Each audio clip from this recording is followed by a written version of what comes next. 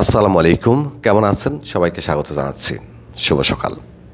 এখন যে তথ্যগুলো দিব, এই তথ্যগুলো শোনার পরে হয়তো আপনিও চমকে উঠতে পারেন, কিছুটা আতঙ্কিত হতে পারেন। তবে সত্য, হয়তো আপনার মধ্যে প্রশ্ন আসতে পারে, এটা কিভাবে সম্ভব? এটা তো হওয়ার কথা না, আগে তো এমনটা শুনিনি।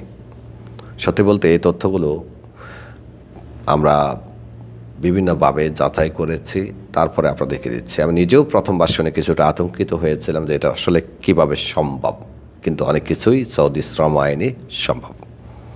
আপনারা হয়তো অনেকে ছুটিতে যাবেন, অনুগ্রহ করে আপনার মোবাইল সিম কার্ডটাকে সচল রাখবেন, আপনার কুয়া অ্যাক্টিভ রাখবেন। কিউয়া, কারণ আমরা বেশ কিছু প্রমাণ পেয়েছি অনেকেরই দেশে যাওয়ার পরে কফিল কোম্পানি টার্মিনেট করে দিচ্ছে।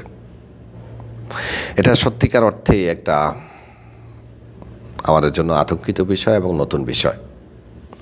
অনেকের মধ্যে প্রশ্ন আসতে পারে, ভাই আমরা তো শুনছি ছুটিতে যাওয়ার পরে তো কফিল ভিসা পরিবর্তন করতে পারে না। হ্যাঁ, যাওয়াজাত সিস্টেম থেকে কফিল আপনার ছুটি দিলে আপনাকে এক্সিট করতে পারবে না, এক্সিট দিলে সেটা ছুটি বানাইতে পারবে না।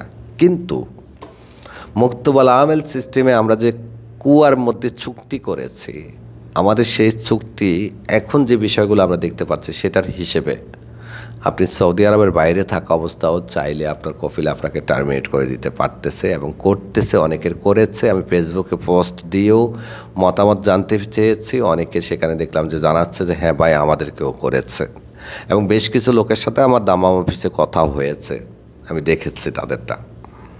তারা ছুটিতে থাকা অবস্থায় তাদের কফিল তাদেরকে টার্মিনেট করে দিয়েছে। তো মূলত টার্মিনেটটা আসলে কিভাবে করে? টার্মিনেটটা করে কিউয়া থেকে। আমাদের প্রত্যেকেরই মোটামুটি কিউয়ার মধ্যে ডিজিটাল চুক্তি থাকে এবং ওয়ার্ক পারমিট ভ্যালিড থাকে।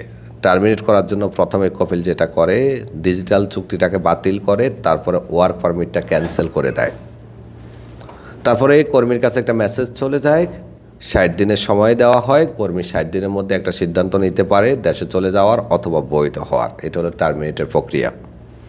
ওই যে আমি বললাম না, যাওয়াজাত সিস্টেমে ছুটিটা আমাদের যাওয়াজাত থেকে হয়, এক্সিটও আমাদের যাওয়াজাত থেকে লাগে, আকামা রিনিউটা কিন্তু আমরা যাওয়াজাত থেকে করি, কিন্তু আকামার যে রসুমটা সেটা মুক্তবাল আমল থেকে ডালতে হয়।